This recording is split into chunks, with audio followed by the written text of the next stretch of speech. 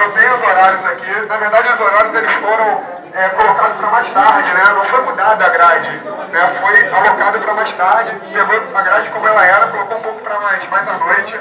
Porque o pessoal, quando ia na entrevista de estágio, o que acontecia? Na entrevista de estágio, na hora do cara ver os horários, eu perguntar, você que hora que você está livre e tudo mais, acontece que sempre o entrevistador dizia, pô, mas esse seu horário é muito ruim. Então o pessoal aqui que não passou por isso, ainda não foi entrevista de estágio, se esses horários continuarem como estão, o pessoal vai perder oportunidades por causa disso. Tem gente aí de outras universidades pegando a vaga do pessoal do Cefet só por causa de horário, tá, gente? Então isso é muito importante. Eu tô lutando por isso. Eu comecei com o Luciano e com o Maurício Pérez, um outro aluno.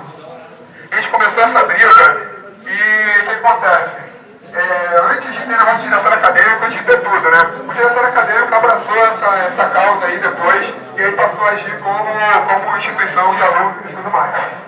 Então a gente espera que lá dentro agora, o Luciano está lá, o Luciano vice-presidente do diretor acadêmico, ele está lá dentro levando esse pleito, né? E isso com certeza vai ser discutido, porque foi formada uma comissão no DETEL, composta pela professora Aline, que era presidente, composta pelo Zac, Milton e Frederico. Pelo Frederico, que estava dando aula para um monte de gente agora, ele participou da elaboração dos horários também, e dos critérios. Então, isso, na nova dotação desses horários, também foi uma facada desses professores que trabalharam, elaboraram os critérios e montaram uma grade. Vocês imaginam como é difícil montar uma grade de horários que atenda